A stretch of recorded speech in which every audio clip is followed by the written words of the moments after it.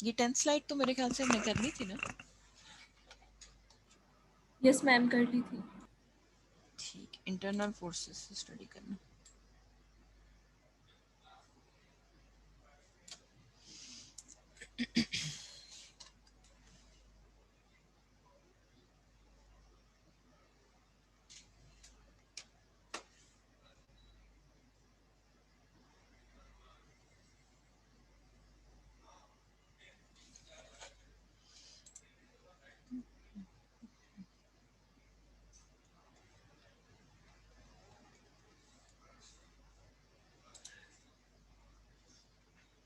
अच्छा, आप में से कोई स्टूडेंट ऐसा तो नहीं जिसको लिंक आज रिसीव नहीं हुआ मेरी तरफ से?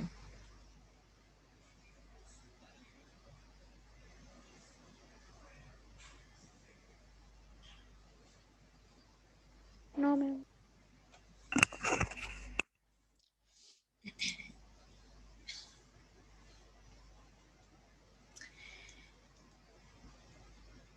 अच्छा जी, अब आपने जो डिस्कस करना है वो आपने फोर्सेस डिस्कस करनी है, ठीक है। एक तो आपके पास इंटरनल फोर्सेस होती हैं, एक आपके पास जो है ना वो एक्सटर्नल फोर्सेस होती हैं। इंटरनल फोर्सेस जो हैं वो फोर्सेस होती हैं जो क्या होती हैं, जनरेट होती हैं विद इन द बॉडी, ठीक है। अब इसमें आपके पास जो एग्जांपल है, ठीक है, मसल कॉन्ट्रैक्शन, ये इंटरनल फोर्स है, ठीक है। अब यहाँ पे आपके पास जो है ना वो दो कॉन्ट्रैक्शंस है, एक आइसोटोनिक कॉन्ट्रैक्शन है और एक आइसोमेट्रिक कॉन्ट्रैक्शन। दोनों में डिफरेंस क्या है, कुछ आइडिया है आप लोगों को? आइसोमेट्रिक में मैम लेंथ सेम आइसोमेट्रिक रहती है कि में लेंथ पोटेंशियल सेम रहती जनरेट है होती है? और आइसोटोनिक में लेंथ चेंज होती है। लेंथ चेंज हो जाती है। बेसिकली इसमें अगर आप ये इमेज देखो ना, तो आप देखोगे कि आइसोटोनिक कंट्रैक्शन के अंदर जो आपका मसल है ना वो क्या हो जाता है, वो शॉर्ट हो जाता है, ठीक है। कॉन्ट्रैक्ट हो रहा है तो वो उसकी जो लेंथ है वो क्या हो जाएगी, वो कम हो जाएगी, ठीक है। आइसोमेट्रिक में आपके पास जो मसल है वो क्या हो रहा होता है, रिलैक्स हो रहा होता है, ठीक है। तो मसल जो है वो इलोंगेट हो जाता है और रिलैक्स हो जाता है, ठीक है। ये डिफरेंस नजर आ रहा है? Yes ma'am, it's yes visible. Ma'am. ठीक है। इसी तरह आपके पास एक ये एग्जांपल है और एक इंटरनल फोर्सेस जनरेट करने की एग्जांपल ये हो सकती है, जैसे आपकी थाई की बोन है, ठीक है, फ्यूमर, उससे आपके पास जो है वो इंटरनल फोर्स जनरेट होती है। उससे जो फोर्सेस जनरेट होती हैं या परफॉर्मेंस जो एक्शन परफॉर्म होता है वो एक फ्लेक्शन का होता है और एक एक्सटेंशन का होता है, ये तो पता होगा। Yes ma'am. Yes ma'am. ठीक है? तो बेसिकली ये आपके पास जो है ना वो एग्जांपल किसकी है, इंटरनल फोर्सेस की, जो जनरेट हो रही होती है विद इन द बॉडी, ठीक है। फिर इसी तरह आपके पास जो है ना वो एक्सटर्नल फोर्सेस होती हैं। अब एक्सटर्नल फोर्सेस वो होती हैं जो आपकी आउटसाइड द बॉडी जनरेट हो रही होती हैं, ठीक है। जिसमें एक कॉमन एग्जांपल आपके पास ये आ सकती है कि जब आप फॉल करते हो, ठीक है, तो कौन सी फोर्स आपको जो है ना वो पुल करती है डाउन? ग्रेविटी। Gravity gravitational. की जो है आपके पास, वो आपको क्या करती है, जब आप फॉल करते हो तो वो बेसिकली आपको पुल कर रही होती है, ठीक है। अब ये आपके पास वेट का फॉर्मूला ऑलरेडी हमने डिस्कस कर लिया हुआ है, ठीक है। वेट आपके पास क्या होता है, मास इनटू ग्रेविटेशन, ठीक है। अब ये जो आपको नजर आ रहा है ना सी जी, ठीक है, बेसिकली ये आप लोग आगे डिटेल में पढ़ोगे। ये आपके पास होता है सी ओ जी, जिसको हम कहते हैं सेंटर ऑफ ग्रेविटी, ठीक है। एक आपके पास होती है लाइन ऑफ ग्रेविटी, एक आपके पास होती है बेस ऑफ सपोर्ट, ठीक है। ये तीनों चीज़ें आपके पास होती हैं जिनकी बेसिस पे आपका जो ऑब्जेक्ट है वो क्या हो रहा होता है, स्टेबल, स्टेबल या अनस्टेबल होता है, ठीक है। अब आपके पास लेट्स सपोज ये बेस ऑफ सपोर्ट है, ठीक है। अगर तो लाइन ऑफ ग्रेविटी और सेंटर ऑफ ग्रेविटी जो है ना वो बेस ऑफ सपोर्ट के दरमियान में लाई कर रही होती है तो आपका ऑब्जेक्ट जो है वो स्टेबल होता है, ठीक है। अगर ये लाइन ऑफ ग्रेविटी जो है वो बेस ऑफ सपोर्ट से बाहर निकल जाए तो आपका ऑब्जेक्ट क्या हो जाता है, अनस्टेबल हो जाता है, ठीक है। ये आप आगे जो है ना वो डिटेल में इसको डिस्कस करोगे। समझ आ रही है ये बात?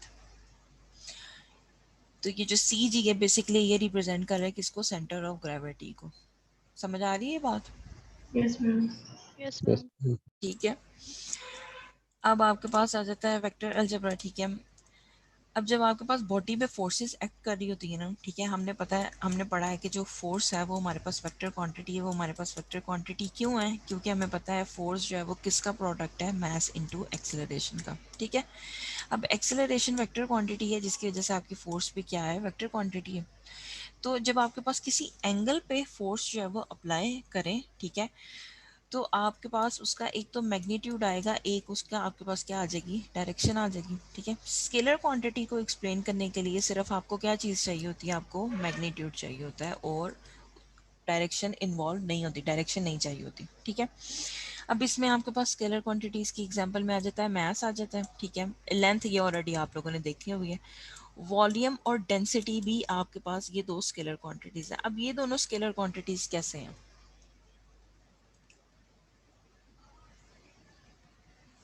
डेंसिटी का फॉर्मूला, वॉल्यूम वॉल्यूम एल का क्यूब होता है।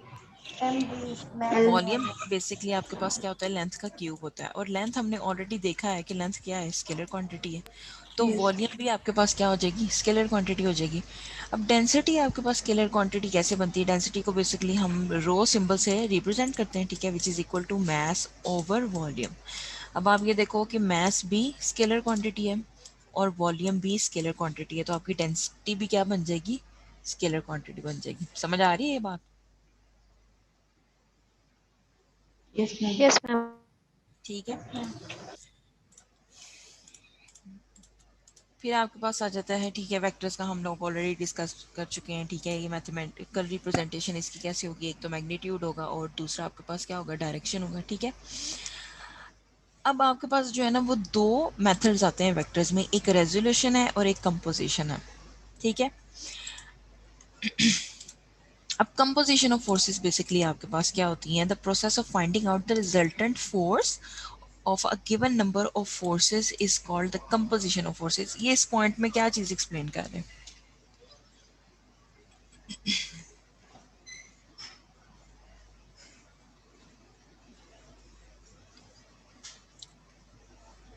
रिजल्टेंट फोर्स आप कैसे निकाल सकते हो?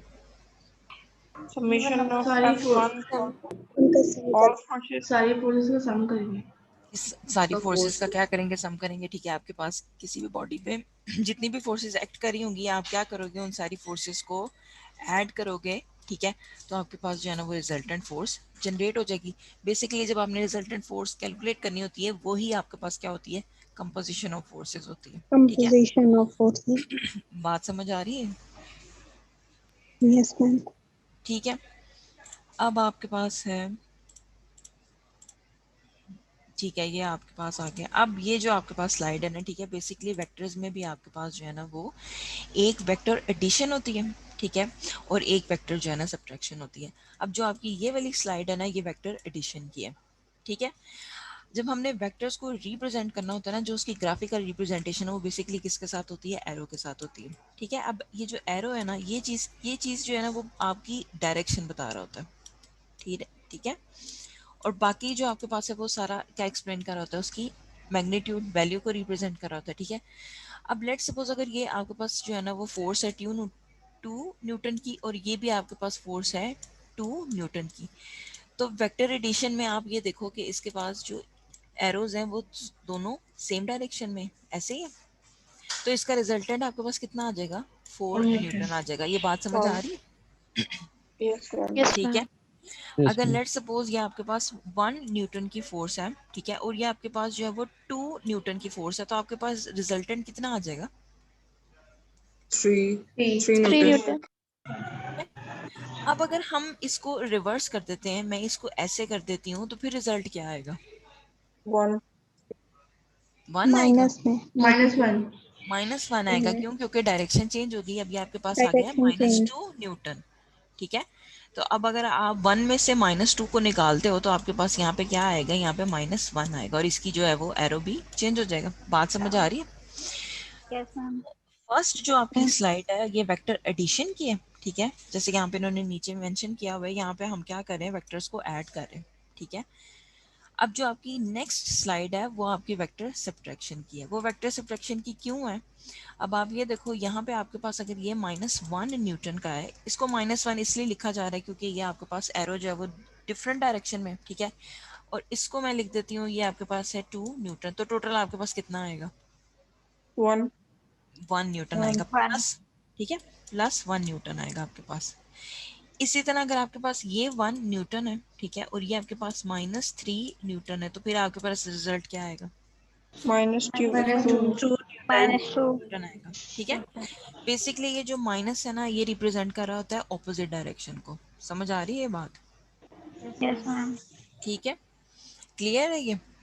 फर्स्ट आपकी जो स्लाइड थी वो वेक्टर एडिशन को रिप्रेजेंट कर रही थी, और सेकंड स्लाइड किसको रिप्रेजेंट कर रही है? वेक्टर सब्ट्रैक्शन को, सब्ट्रैक्शन। ठीक है। सब्ट्रैक्शन। अब ये आपके पास जो है ना वो एग्जांपल। अब आप मुझे बताएं इसमें से सब्ट्रैक्शन और एडिशन वाला केस कौन सा है दोनों केसेस में? मैम फर्स्ट वाला first one एडिशन is है, सेकंड वाला addition, सब्ट्रैक्शन है। like addition वाला है फर्स्ट जो है वो एडिशन का है। वो एडिशन का क्यों है? क्योंकि सेम क्योंकि साइड पे फोर्स जो फोर्सेस होती है वो सेम डायरेक्शन में लग रही है। क्योंकि दोनों फोर्सेस जो हैं वो सेम डायरेक्शन में लग रही हैं, तो आपकी कार भी इसी डायरेक्शन में मूव करेगी, ठीक है। जो आपका सेकंड केस है वो किसका है? वो सब्ट्रैक्शन का है, ठीक है। सब्ट्रैक्शन। एक जो है वो इस साइड से पुश कर रहा है और एक जो है वो इस साइड से कर रहा है, तो आपके पास जो है वो रिजल्टेंट फोर्स यहाँ कितनी जनरेट होगी? 0 जीरो 0। जनरेट, ठीक है, जीरो जनरेट होगी। बात समझ आ गई? Yes ma'am. अब जब मैंने आपको फोर्स का पढ़ाया था तो मैंने आपको कहा था कि आपके पास जो है वो फोर्स जो है वो वेक्टर क्वांटिटी है, तो उसका आपके पास जो है ना वो मैग्नीट्यूड होगा, डायरेक्शन होगी, ठीक है। हम किसी भी ऑब्जेक्ट की जो स्पीड है वो फोर्स से इंक्रीज भी कर सकते हैं, डिक्रीज भी कर सकते हैं, ठीक है। और हम उसका एंगल भी चेंज कर सकते हैं, उसकी डायरेक्शन को भी चेंज कर सकते हैं। ये पढ़ाया था ना मैंने, यस मैम। ठीक है। अब जो आपके पास ये स्लाइड है ना, ठीक है, अब इसमें ये चीज़ को रिप्रेजेंट कर रहे हैं, बता रहे हैं कि फोर्स एक्टिंग ऑन एंगल। अब आप ये देखो कि आपके पास यहाँ पे जो है ना सेकंड इमेज को देखो, ठीक है। एक फोर्स जो है वो इस डायरेक्शन में लग रही है और एक फोर्स इस डायरेक्शन में लग रही है, लेकिन जो आपका ऑब्जेक्ट है वो क्या कर रहा है? वो स्ट्रेट पाथ में मूव कर रहा है, ठीक है। समझ आ रही है ये बात? Yes yes. अब ये जो आपकी फर्स्ट इमेज है ना, आप इसको देखो, इसको जो है ना मैं यहाँ पे एक्सप्लेन करती हूँ। आपके पास ये एक्सेस है, ठीक है, इसको आपने कह दिया एक्स, इसको आपने कह दिया एक्स प्राइम, ये आपके पास वाई है और ये आपके पास है वाई प्राइम, ठीक है। अब आपके पास जो है ना वो लेट सपोज एक फोर्स जो है ना वो इस डायरेक्शन की है, उसको हम कह देते हैं लेट सपोज उसको हम एफ कह देते हैं, एफ मैग्नीट्यूड से उसको जो है ना वो रिप्रेजेंट कर देते हैं, ठीक है। अब आपके पास जो फोर्स, ये बात याद रखें, जो फोर्स प्लेन में मूव कर रही है ना, प्लेन का मतलब ये है कि वो एक्स में भी डिस्टेंस कवर कर रही है और वो वाई में भी डिस्टेंस कवर कर रही है, ठीक है। जो फोर्स आपके पास प्लेन में मूव करेगी, सिर्फ उसी फोर्स को जो है ना वो आप क्या कर सकते हो, उसी फोर्स को आप स्प्लिट कर सकते हो। उसका एक आप एफ एक्स कंपोनेंट निकाल सकते हो और उसका एक आप एफ वाई कंपोनेंट निकाल सकते हो, ठीक है। अगर आपके पास जो है वो ये एक्सेस है, ठीक है, इसको ड्रॉ कर लेते हैं, ये एक्स है, ये वाई है, ठीक है। अब मैं कहती हूँ मेरे पास जो है ना वो एक फोर्स इस डायरेक्शन में एक्ट कर रही है, ठीक है। इसको मैं कह देती हूँ ये मेरे पास F1 है। F1 वाली फोर्स का कंपोनेंट हम जनरेट नहीं कर सकते क्योंकि उसके पास वाई कंपोनेंट है ही नहीं। बात समझ आ रही है मेरी? यस। ठीक है। इस वाली बात रिपीट करेगा। जो मैं आपको बताती हूँ, जो एक ही डायमेंशन में फोर्स मूव कर रही है ना, जैसे कि वो एक फोर्स लग रही है सिर्फ एक्स डायरेक्शन में, उसके आप कंपोनेंट्स नहीं निकाल सकते, उसको आप रिजॉल्व नहीं कर सकते। अब अगर एक फोर्स है वो सिर्फ वाई डायरेक्शन में लग रही है तो उसको भी आप सॉल्व नहीं कर सकते। सिर्फ आप उसी फोर्स के कंपोनेंट निकाल सकते हो जो प्लेन में मूव कर रही है। प्लेन का क्या मतलब है कि वो एक्स में भी डिस्टेंस कवर कर रही है और वो वाई में भी डिस्टेंस कवर कर रही है। बात समझ आ रही है ये? Yes ma'am. यस। अब जो है आपके पास फर्स्ट केस है ना, ठीक है, फर्स्ट केस में आप इसका एक्स कंपोनेंट भी निकाल सकते हो, वाई कंपोनेंट भी निकाल सकते हो। लेकिन जो सेकंड केस है, ठीक है, इसमें आप देखो, अगर मैं एक फोर्स की डायरेक्शन अलोंग वाई एक्सिस कर देती हूँ तो इसके पास तो एक्स नहीं है, एक्स कंपोनेंट नहीं है, ये तो सिर्फ एक ही डायरेक्शन में मूव कर रहा है, ठीक है। तो जो फोर्सेस आपके पास एक डायरेक्शन की होती हैं या एक डायमेंशन में मूव कर रही होती हैं, उनको आप स्प्लिट नहीं कर सकते, उनके कंपोनेंट्स आप नहीं निकाल सकते। किसके कंपोनेंट्स निकाल सकते हैं? जिसका एक जो एक्स प्लेन में कंपोनेंट प्लेन में होगा। वाई भी होगा और वो प्लेन में होगा। जो प्लेन में मूव कर रही होगी, ठीक है, जो प्लेन में मूव करेगी, सिर्फ उसी फोर्स के जो है ना वो आप कंपोनेंट्स कैलकुलेट कर सकते हो। समझ आ रही है ये बात? Yes ma'am. ठीक है। जैसे ये आपके पास एग्जांपल है, ठीक है। अब यहाँ पे फोर्स जो है वो एक्ट कर रही है एट एन एंगल, ठीक है। एंगल उन्होंने आपको बता दिया कितना, 55 डिग्री, ठीक है। अब ये देखो, ये जो आपके पास रिजल्टेंट आया ना दो फोर्सेस का, इसको लिखते हैं। ये आपके पास एक फोर्स थी, ठीक है, ये आपके पास सेकंड फोर्स थी, इसका रिजल्टेंट जो है ना ये आपके पास ये है, ठीक है। अब जो रिजल्टेंट आया ना उसकी वैल्यू उन्होंने कितनी लिखी हुई है, 400 लिखी हुई है। समझ आ रही है ये बात? बेसिकली ना आपके पास ये जो फर्स्ट है ना, इसको आप देखो, उन्होंने आपके पास ये एरो शो किया हुआ है जिसको वो क्या कह रहे हैं, एफ आर कह रहे हैं। ठीक है। सेकेंड इमेज में यही एफ आर जो है ना उन्होंने इस साइड पे इसको शिफ्ट कर दिया। ठीक है। दोनों ये लेंथ बराबर हैं। ठीक है। दोनों फोर्सेस इसी साइड पे एक्ट कर रही हैं, तो हम इसको यहाँ पे कंसिडर कर सकते हैं। ठीक है। आपके पास जो रिजल्टेंट उन्होंने बताया वो कितना बताया, जो मैग्नीट्यूड आया वो कितना आया, 400 आया। ठीक है। मैंने आपको कहा कि आपके पास अगर कोई भी फोर्स प्लेन में एक्ट कर रही हो ना, जैसे कि ये अब आपके पास फोर्स प्लेन में है, मैग्नीट्यूड उसने कितना दिया, उसने 400 दिया। अब फोर्स जो है वो प्लेन में है, एक्स में भी डिस्टेंस कवर कर रही है, वाई में भी कर रही है, तो इसको हम कंपोनेंट्स बना सकते हैं ना। Yes ma'am. एक इसका कौन सा कंपोनेंट आ जाएगा, एक इसका एफ एक एक्स इसका कंपोनेंट एक्स आ जाएगा, और एक तो एफ वाई होगा। एक इसका एफ वाई कंपोनेंट आ जाएगा, जो कि उन्होंने यहाँ पे जो है ना वो किया हुआ है। अब बेसिकली हम लिखते कैसे हैं, हम लिखते हैं एफ एक्स, ठीक है, which is equal to x F y. का मैग्नीट्यूड, ठीक है, एंड कॉज ऑफ थीटा। ठीक है। ये एफ एक्स निकालने का तरीका है। और जब हमने एफ वाई निकालना है फिर क्या चेंजिंग आएगी, साइन थीटा। वहाँ साइन साइन थीटा आ जाएगा। ठीक है। वहाँ पे आपके पास साइन थीटा आ जाएगा। अब यहाँ पे देखो आपको उन्होंने एफ मैग्नीट्यूड दिया हुआ है, कितना दिया हुआ है एफ मैग्नीट्यूड, 400 दिया हुआ है। ठीक है। उन्होंने 400 आपको एफ मैग्नीट्यूड प्रोवाइड कर दिया, दोनों के लिए आपके पास क्या आ जाएगा, 400 आ जाएगा। ठीक है। अब यहाँ पे एंगल भी उन्होंने आपको बता दिया, एंगल कितना है आपके पास, 55 फिफ्टी डिग्री। फाइव ठीक है। सेकंड केस में आ जाएगा साइन ऑफ 55। ठीक है। तो आपने ये दो कंपोनेंट्स जो निकाली हैं, दो कंपोनेंट्स निकाले हैं, इसका ये मतलब है कि एफ जो आपके पास फोर्स है वो एक्स डायरेक्शन में कितनी है और वाई डायरेक्शन में कितनी लग रही है। ठीक है। तो सिर्फ उसी फोर्स का, ये याद रखें, ये इंपॉर्टेंट बात है, सिर्फ उसी फोर्स के कंपोनेंट निकाल सकते हैं जो क्या, जो कहाँ पे हो, जो प्लेन में हो। ठीक है। जो एक्स में भी डिस्टेंस कवर कर रही हो और वाई में भी डिस्टेंस कवर कर रही हो। बात समझ आ रही है? Yes ma'am. एक ही डायमेंशन की जो फोर्स है, या अगर वो एक्स में मूव करी है या वाई में जो मूव करी है, उसको स्प्लिट नहीं कर सकते। ठीक है। जो प्लेन में है सिर्फ उसी को आप क्या कर सकते हो, आप उसको स्प्लिट कर सकते हो। बात समझ आ गई है ये? Yes ma'am. ठीक है। अब आपके पास आ जाता है कि वेक्टर है, फोर्स है, वेक्टर क्वांटिटी है, तो वेक्टर्स जो है ना वो आप याद रखो, हमेशा हम क्या करते हैं, हम टिप टू टेल रूल भी कहते हैं। ठीक है। आप ये भी कह सकते हो, आप इसको हेड टू टेल रूल भी कह सकते हो, दोनों आप नोटेशंस यूज कर सकते हो। ठीक है।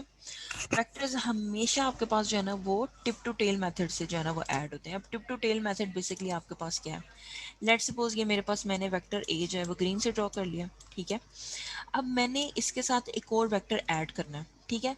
मैं लेट्स सपोज इसके साथ बी वेक्टर ऐड करना चाह रही हूँ, तो मैं क्या करूँगी, मैं बी वेक्टर की जो टेल है वो ए वेक्टर के हेड के साथ ज्वाइन करूँगी। ठीक है। तो ये मैंने जो है ना वो बी वेक्टर इसके साथ ज्वाइन कर लिया। अब मैंने जब रिजल्टेंट निकालना है, रिजल्टेंट का मतलब मैंने इन दो वेक्टर्स को क्या करना है, ऐड करना है। तो जो फर्स्ट वेक्टर है, ठीक है, उसकी टेल, टेल के साथ आपका रिजल्टेंट आएगा, और जो लास्ट वेक्टर आप ऐड करोगे ना, उसके पास उसकी क्या आ जाएगी, हेड आ जाएगा। बात समझ आ रही है ये? यस ठीक है। मैम। तो ये आपने रिजल्टेंट क्या निकाल लिया, आपने रिजल्टेंट निकाल लिया ए प्लस बी। ये आपने इन दोनों वेक्टर्स को क्या कर दिया, ऐड कर दिया। अब लेट्स सपोज मैं एक और वेक्टर ऐड कर देती हूँ, मैं कह रही हूँ मैंने वेक्टर सी भी ऐड करना है, तो वो मैं कैसे ऐड करूँगी,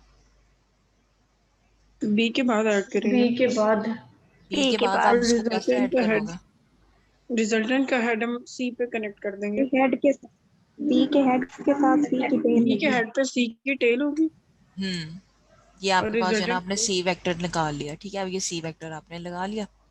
याद रखें जब रिजल्टेंट आपने का वेक्टर हेड। ज्वाइन करना है, ठीक है, जब आपने वेक्टर्स ज्वाइन करने हैं, आपने क्या करना है, अगर वेक्टर ए है, वेक्टर बी उसके साथ कनेक्ट करना है, तो वेक्टर बी की टेल जो है वो वेक्टर ए के हेड के साथ आएगी। ठीक है। तभी आपके पास रिजल्ट आएगा। अब आपने अगर रिजल्टेंट इन तीनों का कैलकुलेट करना है, फिर आप क्या करोगे, अब ए से ज्वाइन करोगे और सी तक उसको एक्सटेंड कर लोगे, तो ये आपके पास क्या आ जाएगी, ए प्लस बी प्लस सी आ जाएगा। समझ आ रही है ये बात? Yes ma'am. ठीक है। Yes ma'am. अब अगर लेट्स सपोज मैंने ए और सी को ऐड करना है, फिर क्या करेंगे, बी निकाल देंगे बीच में से। बी निकाल लेंगे। ठीक है। सिंपली आपने दो वेक्टर्स को ऐड करना है, ए वेक्टर को सी के साथ ऐड कर दें, तो आपके पास क्या आ जाएगा, ए प्लस सी आ जाएगा। ठीक है। समझ आ गई ये कैसे निकालना है आप लोगों ने? Yes ma'am. ठीक है, अब ये आपके पास जो है ना वो एग्जांपल है, ठीक है। ये 4 आर्म पे जो है ना आपके पास फोर्स जो है ना वो जनरेट हो रही है। अब देखो यहाँ पे आपके पास एक जो है वो फोर्स बी है, ठीक है, जो एक्स एक्सिस के अलॉन्ग मूव करी है, और एक आपके पास फोर्स जो है जो ए से उन्होंने रिप्रेजेंट की हुई वो वाई एक्सिस के अलॉन्ग मूव करी है। अब आप ये देखोगे जो रिजल्टेंट है, ठीक है, उन्होंने ब्लू से शो किया हुआ है, ठीक है। आप ये देखो ये प्लेन में मूव कर रहा है कि नहीं? Yes ma'am. ये यस प्लेन में मैम। मूव कर रही है, ठीक है। ये जो रिजल्टेंट आया है आपके पास ये एक्स में भी मूव कर रहा है और वाई में भी मूव कर रहा है, तो इसको हम स्प्लिट कर सकते हैं ना। यस मैम कर सकते हैं। लेकिन इन्होंने स्प्लिट नहीं किया, इन्होंने यहाँ पे कौन सा थ्योरम लगाया हुआ है? पाइथागोरस का। ये थ्योरम इन्होंने, ये वाला थ्योरम जो है ना यूज करके इन्होंने ये आंसर कैलकुलेट किया हुआ है एफ आर सी का। ये ऐसे क्यों इन्होंने कैलकुलेट किया? इन्होंने स्प्लिट क्यों नहीं किया? इसके अंदर रिजल्टेंट क्या है? वो रिजल्टेंट तो हमने, डिग्री नहीं। रिजल्टेंट आपने निकाल लिया, ठीक है, क्योंकि आपने इसमें चीज़ क्या कैलकुलेट करनी है, एक तो आपने रिजल्टेंट कैलकुलेट करनी है, और इस थ्योरम को अप्लाई करने के लिए एक कंडीशन होती है, और वो ये होती है कि आपके पास एंगल कितना होना चाहिए। 90। ठीक है, 90। आप यूजुअली क्या करते हो, राइट एंगल ट्राइंगल्स के ऊपर ये आप लगाते हो ना ये वाला थ्योरम, ठीक है। अब उन्होंने आपको जो एफ आर बी की वैल्यू दे दी है, वो कितनी दी हुई है, वो उन्होंने 500 दी हुई है, ठीक है। और जो आपके पास एफ आर है, ठीक है, उसकी उन्होंने आपको वैल्यू दे दी 2200, ठीक है। तो आप आर सी जो है रिजल्टेंट उसकी वैल्यू कैलकुलेट कर सकते हो ना। बेसिकली ये वाला फॉर्मूला यूज होता है आपके पास, H square equals to perpendicular का स्क्वायर प्लस बेस का स्क्वायर, ठीक है। अब आपने एच कैलकुलेट करना होता है, ठीक है, तो आप क्या करते हो, सारी इक्वेशन का अंडर रूट कर लेते हो। बात समझ आ रही है? Yes ma'am. ठीक है, तो इससे आपने जो है ना एफ आर सी बेसिकली आपके पास क्या है एच, वो आपने कैलकुलेट कर लिया, ठीक है। समझ मैम आ गई ये इसकी बात? समझ नहीं आई। इसकी समझ नहीं आई? क्यों? मैम ये समझ नहीं आई कि ये यूज क्यों किया था। इसमें आपके पास एंगल जो, इसमें आपने ये रिजल्टेंट की वैल्यू कैलकुलेट करनी है ना। अब आप ये देखो, मैं आपको आगे बताऊंगी, जब आपने रिजल्टेंट कैलकुलेट करना होता है ना, उसके लिए आप फॉर्मूला ये यूज़ करते हो, आपने मैट्रिक में शायद पहले पढ़ा हो कि जब आप वेक्टर में ए एक्स की वैल्यू निकालते हैं ना, वो आपके पास आती है ए कॉज ऑफ थीटा, ठीक है। और जब आपने ए वाई निकालना होता है तो वो आपके पास आती है ए साइन ऑफ थीटा। अभी मैंने ये लिखा भी था फोर्स की नोटेशन में, ठीक है। Yes ma'am. अब ये इक्वेशन 1 है और ये इक्वेशन 2 है, मैंने रिजल्टेंट निकालना है, ठीक है। रिजल्टेंट में कैसे निकालूंगी, मैं उसको कह दूंगी A equals to under root A X का स्क्वायर प्लस ए वाई का स्क्वायर। ये इक्वेशन भी शायद आपने पहले देखी हो, यस मैम। यस। ठीक है। Yes ma'am. बेसिकली ये रिजल्टेंट जो है ना वो आप कैलकुलेट कर रहे हो, ये जहाँ पे आपने ये थ्योरम लगाया, ठीक है। ये देखो, ये जो आपने एरो आपके पास आया है ना, ये जो हम कहते हैं ये एफ का मैग्नीट्यूड, एफ की वैल्यू कितनी, बेसिकली ये जो वैल्यू है ना ये आप इस फॉर्मूले से कैलकुलेट करते हो, ठीक है। क्वेश्चन में गिवन हो तो फिर आपने क्या करना है, आपने सिर्फ फर्स्ट इक्वेशन यूज करनी है और सेकंड इक्वेशन यूज करनी है। अगर आपके पास फर्स्ट और सेकंड इक्वेशन है, इनकी वैल्यूज हैं, तो फिर आप रिजल्टेंट निकाल सकते हो, ठीक है। समझ आ रही है बात? Yes ma'am. ठीक है। अब ये जो पहले आपको मैंने बात बताई, ठीक है, रेजोल्यूशन ऑफ फोर्सेस, आप क्या करते हो, आप स्प्लिट करते हो फोर्स को दो कंपोनेंट्स में, एक उसका एक्स कंपोनेंट आ जाता है और एक वाई कंपोनेंट आ जाता है। और रेजोल्यूशन ऑफ फोर्सेस में आप उसी फोर्स को रिजॉल्व कर सकते हो जो प्लेन में मूव कर रही है, जो एक्स में भी डिस्टेंस कवर कर रही है और वाई में भी डिस्टेंस कवर कर रही है, ठीक है। सिर्फ इसी फोर्स को क्या कर सकते हो, रिजॉल्व कर सकते हो, ठीक है। अब जैसे इसकी डेफिनेशन है, the process of splitting up the given force into a number of components. अब नंबर ऑफ कंपोनेंट्स अगर आप हाई लेवल पे स्टडी करो तो एक आपके पास जी कंपोनेंट भी आता है, ठीक है। एक एक्स है, एक वाई है और एक जी है, ठीक है। आप लोगों की जो बुक है उसमें सिर्फ दो कंपोनेंट्स आपने डिस्कस करने हैं, एक आपने एक्स डिस्कस करना है और एक वाई, ठीक है। तो बेसिकली ये आपके पास क्या है, ये resolution of forces. Composition of forces में आपने क्या देखा था कि जितनी भी फोर्सेस किसी बॉडी पे एक्ट करी हैं, आप उनको क्या करते हो, उन सबको ऐड कर देते हो। और रेजोल्यूशन ऑफ फोर्सेस में आपने क्या करना है, आपके पास एक फोर्स है उसको क्या करोगे, स्प्लिट करोगे, ठीक है। अब आप जब उसको रिजॉल्व करोगे, ठीक है, तो आपके पास एक एक्स कंपोनेंट आ जाएगा और एक वाई कंपोनेंट आ जाएगा, ठीक है, जैसे कि यहाँ पे इन्होंने डायग्राम के साथ इसको एक्सप्लेन किया हुआ है, ठीक है। ये डायग्राम है, ये फर्स्ट क्वाड्रेंट में है, आपके पास जो है ना वो एक वेक्टर ए है, ठीक है। उन्होंने अब उसको क्या किया, उसको स्प्लिट कर लिया, उसका एक्स कंपोनेंट भी निकाल लिया और उसका वाई कंपोनेंट भी निकाल लिया, ठीक है। अब रिजल्टेंट अगर आपने निकालना है तो वो आप कैसे निकालोगे, वो इक्वेशन नंबर 3 से निकालोगे, ठीक है। समझ आ रही है बात? Yes. यस ठीक है। अब ये जो लास्ट इक्वेशन है ये किस चीज को रिप्रेजेंट कर रही है? एंगल को। एंगल निकालना है। अगर लेट सपोज आपके पास एंगल नहीं गिवन, ठीक है, आपके पास बॉडी पे किसी एंगल से फोर्स जो है एक्ट कर रही है, तो आप एंगल किस फॉर्मूले से निकाल सकते हो? बेसिकली ये आपके पास क्या होता है, tan थीटा, ठीक है, which is equal to tan का वैसे बेसिक आपके पास फॉर्मूला क्या होता है? परपेंडिकुलर और tan base. Is equal to perpendicular और base. Perpendicular over base. Perpendicular और बेस भी कह सकते हैं इसको, sine theta over cos theta ये भी कहते हैं, ठीक है। अब आप ये देखो कि इसमें इस डायग्राम में आप देखो साइन थीटा किसको रिप्रेजेंट कर रहा है, वो रिप्रेजेंट कर रहा है ए वाई को, और कॉस थीटा किसको रिप्रेजेंट कर रहा बी वाई है, ए एक्स को, ए एक्स को। ठीक है। तो जब आपने एंगल निकालना है तो आपने लिखना है थीटा tan इनवर्स, ठीक है, tan इनवर्स लिख लो, और आपके पास क्या आ जाएगा, ए वाई ओवर ए एक्स, यहाँ से आपके पास जो है वो क्या आ जाएगी, डायरेक्शन आ जाएगी, एंगल आ जाएगा, ठीक है। अब कुछ क्वेश्चंस में वो tan इनवर्स भी लिखते हैं और आर्क tan भी लिखते हैं, ठीक है। दोनों बेसिकली आपके पास यही चीज़ है, आप आर्क tan लिख लो या tan इनवर्स लिख लो, दोनों का यही मतलब है आपके पास, ठीक है। तो इससे आपके पास जो है ना वो आपको एंगल भी मिल जाएगा कि एंगल आपका कितना है, कितनी एंगल पे आपके पास जो है वो फोर्स अप्लाई हो रही है, ठीक है। समझ आ रही है बात? Yes, ma'am. अगर इससे रिलेटेड कोई क्वेश्चन आ जाए कर लेंगे? Yes ma'am. Yes, ma'am. Yes ma'am. Yes, ma'am. ठीक है।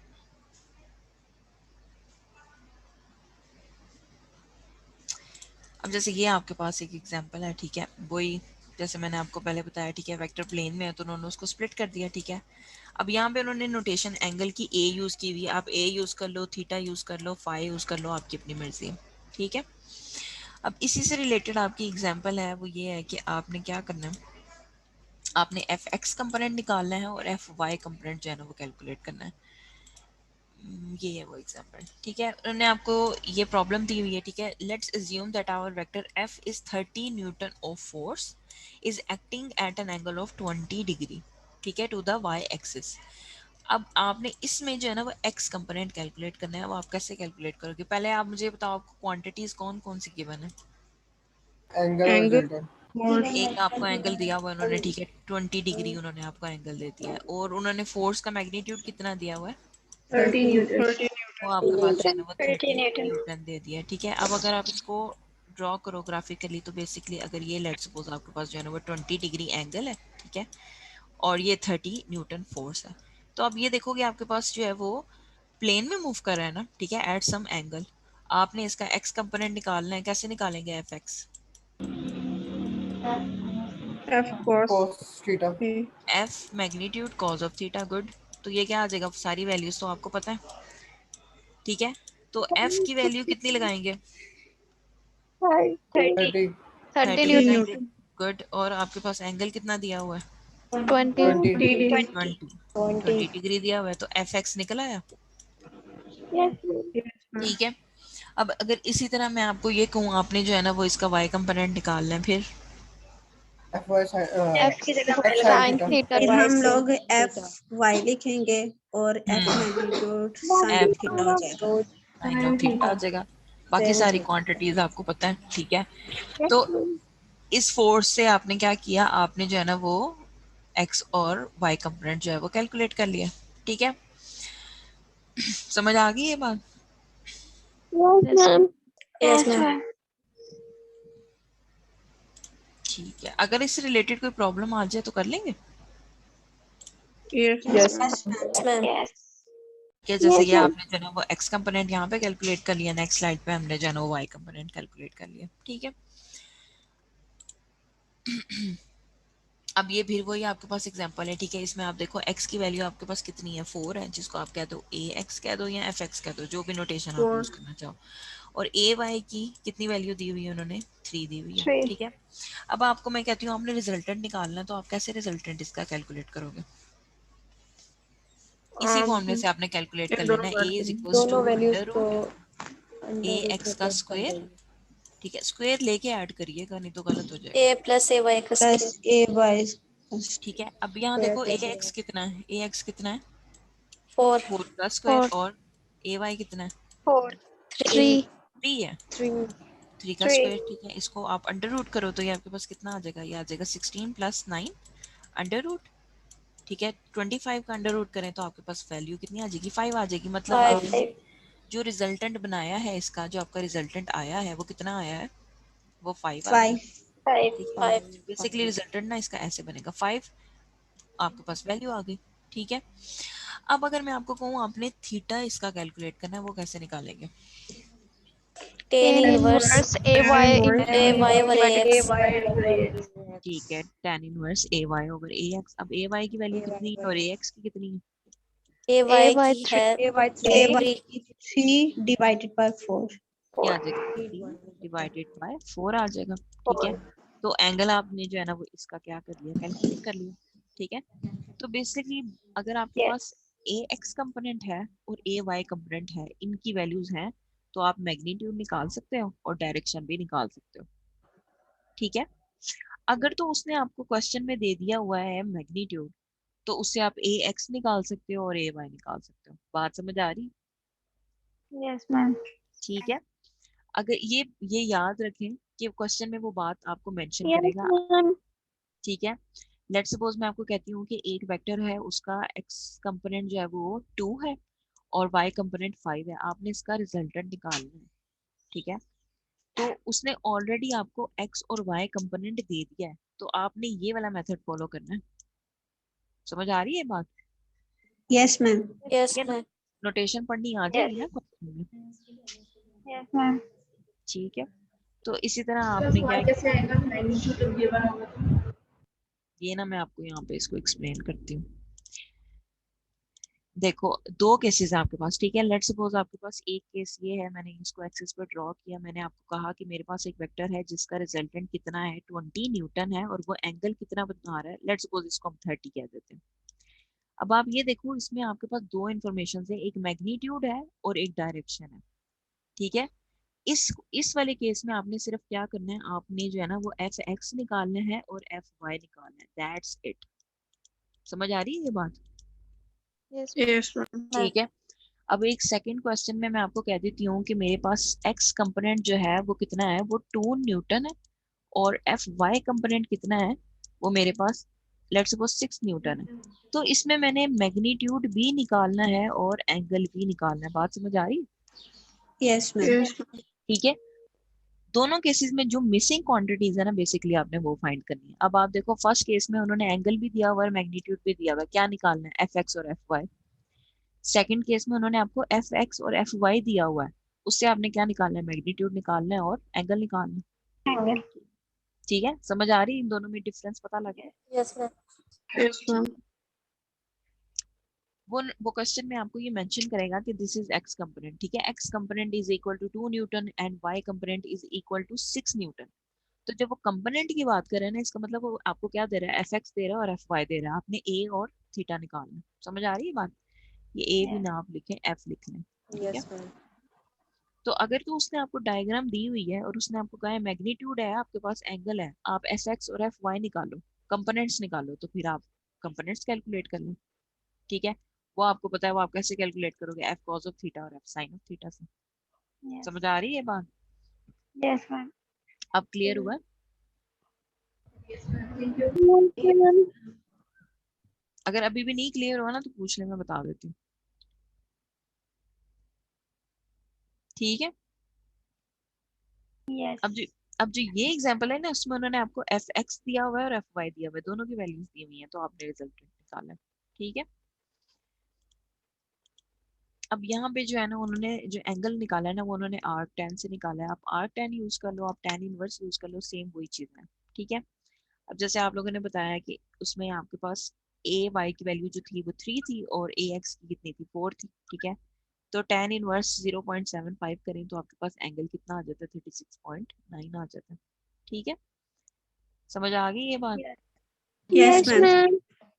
और ये आपने जो एट द एंड कंक्लूड कर लिया, ठीक है। आपका फाइनल आंसर क्या आ गया? आपका जो रिजल्टेंट था उसकी वैल्यू है 5 और जो आपका एंगल था वो कितना था 36.90 north of east. North of east का बेसिकली मतलब ये आपका जो आपका वेक्टर है ना वो फर्स्ट क्वाड्रेंट में, ठीक है। जैसे हम ये इसको लेबल करते हैं ऐसे, पता ही होगा ये आपको, ठीक है। तो जो आपका वेक्टर है ना बेसिकली वो किस क्वाड्रेंट में है? वो फर्स्ट क्वाड्रेंट में। तभी उन्होंने क्या लिखा है? North of east. समझ आ रही है ये बात? यस। ये लिखना चाहें तो Yes, लिख ma'am. लें, नहीं लिखना चाह रहे तो ना लिखें, कोई ऐसा इशू नहीं है, ठीक है। तो ये आपका जो लेक्चर नंबर 2 है ना ये एंड हो गया, ठीक है। इसकी स्लाइड्स ऑलरेडी मैंने शेयर कर दी हुई हैं आप लोगों के साथ। टाइम क्या होगा? 40। मैम ये पेपर में न्यूमेरिकल ऐसे ही आएंगे कोई? इसी तरह के आएंगे न्यूमेरिकल्स, कोई इतनी वेरिएशन नहीं होगी। मैं ये एक वैसे कर सकती हूँ कि आप लोगों को प्रैक्टिस के लिए कुछ न्यूमेरिकल्स दे दूँ साथ, वो आप कर लें। ज्यादा मेरा फोकस जो है ना वो थ्योरी पे ही है, थ्योरी बेस्ड ही इस बार आप लोगों का ज्यादा एग्जाम होगा, न्यूमेरिकल्स नहीं इतने ऐड होंगे, ठीक है। लेकिन ये है कि बेसिकली न्यूमेरिकल्स जो है ना फिजिकल एप्लीकेशंस होती हैं जो भी आप पढ़ते हो। तो पढ़ तो आपने लिया, अगर आपको उसको अप्लाई करना नहीं आ रहा तो वो फिर एक अलग इशू है, ठीक है। इसलिए बस एक दो न्यूमेरिकल्स ऐड करते हैं कि जो आपने पढ़ा है उसकी एप्लीकेशन भी आपको पता लग जाए। लेकिन अगर लेट्स सपोज आपके पास, मैं आपको एक प्रॉब्लम देती हूँ, इजी है, जरा थोड़ा सा सोचिएगा, ठीक है। कि मेरे पास जो है ना वो एक फोर्स एक्ट कर रही है, ठीक है। उसको मैंने कह दिया कि ये 2 न्यूटन की है, ठीक है। और इसने जो एंगल बनाया हुआ है वो 50 यहाँ पे एंगल बनाया हुआ है, ठीक है। लेट्स सपोज इसको 50 भी नहीं करते, इसको हम क्या देते हैं कि ये 45 डिग्री एंगल यहाँ पे बनाया हुआ है इसने वाई एक्सिस के साथ। तो आप मुझे बताओ, आप लोग ये वाला एंगल नहीं निकाल सकते? निकाल सकते हैं मैम। निकाल निकाल सकते हैं सकते ना? हैं। ठीक है। Yes ma'am. कैसे निकालोगे? आपको पता है कि 90 फर्स्ट से मैम क्वाड्रेंट माइनस में कर एंगल देंगे कितना 90 होगा? 45 माइनस ही है। 45 कर देंगे, क्योंकि 90 ओवरऑल माइनस एंगल 90 90 माइनस बन रहा है, तो 45 90 में माइनस ऐसे ही आप करेंगे लोगों ने 45 करना है, ठीक है। तो ये आपके पास टोटल एंगल कितना आ जाएगा? 45। वो डिफरेंस 45 इसलिए नहीं आ रहा क्योंकि 90 का हाफ बेसिकली 45 होता है। अगर यहाँ पे आप 45। 50 करो ना 50, तो फिर यस आपको क्या करना पड़ेगा? यहाँ से आपको 50 सब्ट्रैक्ट करना पड़ेगा, ठीक है। तो आपके पास मैम। ये वाला एंगल आ जाएगा। अब ये याद रखें कि ये वाला जो वेक्टर है ना ये आपका इस डायरेक्शन में स्प्लिट हो रहा है, ठीक है। तो एंगल आपने ये वाला यूज करना है, वो प्रीवियस एंगल नहीं यूज करना, उससे आपने ये एंगल यस निकालना है, ठीक है। तो बस थोड़े से इस यस तरह के आपके क्वेश्चंस होंगे, तो वो तो आप लोग कर ही लोगे, ठीक है। मैम, ये ऐसा के क्वेश्चंस एमसीक्यूज अगर हमारे आएंगे तो उसमें भी आ सकते एमसीक्यूज में आ सकते हैं, हाँ। न्यूमेरिकल आप हैं। बेसिकली आपका जो क्विजेस जो भी होंगे ना वो आपके एमसीक्यूज बेस्ड ही होंगे, ठीक है। उसमें आपको यस भी इजी रहेगा। तो कोई इतना न्यूमेरिकल्स इतने नहीं ऐड होंगे, अगर ऐड होंगे भी तो वो इजी होंगे, आपको आते होंगे, ठीक है। यस तो ये लेक्चर 2 जो है ना वो आपका एंड हो गया ऑलरेडी, ये मैंने अपलोड कर दिया हुआ एलएमएस पे, ठीक है। इसको जो है ना वो देख लीजिएगा। नेक्स्ट जो लेक्चर है उसका ओवरव्यू आपको जो है ना मैं दे देती हूँ। अच्छा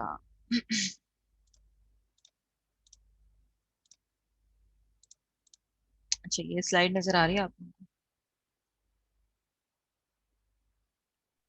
यस मैम। यस। ठीक यस है। मैम। अब आप लोग ने जब भी मैकेनिक्स स्टडी करनी है, ठीक है, मैकेनिक्स जो है ना वो कंप्लीट होती ही नहीं अगर आप न्यूटन के लॉज जो है ना वो डिस्कस ना करो, ठीक है। अब ये फर्स्ट लॉ है, ठीक है, इसकी थ्योरी जो है वो पढ़ लीजिएगा। इसमें जो मेन इंपॉर्टेंट एक दो पॉइंट्स है ना, एक तो उन्होंने ये लिखा हुआ है और एक उन्होंने ये लिखा हुआ है, ठीक है। अब आप यस मुझे ये पढ़ के बताओ ये क्या लिखा हुआ है। An object at An rest object at remains rest an remains at object in rest. motion continues to move with An constant object in velocity. motion continues to move ma'am with constant velocity. Constant velocity के बारे में बताया Yes, हुआ होता है कि वे it's the second one. ठीक है। अब आप मुझे ये बताओ कि जो फर्स्ट पॉइंट है उसमें वो ये चीज एक्सप्लेन कर रहा है, बेसिकली न्यूटन फर्स्ट लॉ है ही फोर्स कि आपके पास अगर कोई ऑब्जेक्ट रेस्ट पे है तो वो रेस्ट पे ही रहेगा अनलेस और अनटिल उसके ऊपर कोई एक्सटर्नल फोर्स एक्ट की जाए। हो सकता है। Law of अब inertia. लॉ ऑफ इनर्शिया, ठीक है। सेकंड जो आपके पास पॉइंट है वो ये है कि अगर कोई बॉडी मूव कर रही है तो वो कंटिन्यूअसली कांस्टेंट वेलोसिटी के साथ मूव करती जाएगी। अब कांस्टेंट वेलोसिटी का मतलब क्या है? हमें पता है, हमने एक्सेलरेशन का फॉर्मूला पढ़ा हुआ है, हमें पता है वो rate of change of velocity है with respect to time, velocity ऐसे ही पढ़ा हुआ है ना। टाइम। Yes ma'am. बेसिकली इसको हम क्या लिखते हैं? हम लिखते हैं V F minus V I. V I V जो आई है रिप्रेजेंट कर रहा है फाइनल वेलोसिटी को, और वी आई रिप्रेजेंट कर रहा है इनिशियल वेलोसिटी को। Initial velocity. अब कांस्टेंट वेलोसिटी का मतलब ये है कि लेट्स सपोज आपके पास स्टार्टिंग पॉइंट में उसकी वेलोसिटी थी 5 मीटर पर सेकंड, ठीक है। एंड पॉइंट तक भी उसकी वेलोसिटी कितनी रही है? 5 मीटर पर सेकंड, वो चेंज टाइम नहीं हुई। मीटर पर तो आप मुझे चेंज ये ऑफ बताओ, वेलोसिटी जब नहीं हमने होगी। 5 माइनस 5 करना है तो आंसर क्या आना है? जीरो। जीरो। जीरो आना है। जीरो। कांस्टेंट वेलोसिटी का बेसिकली मतलब क्या है कि सिस्टम क्या कर रहा है? एक्सेलरेट नहीं कर रहा है। एक्सेलरेशन कितनी है? जीरो है। जीरो है।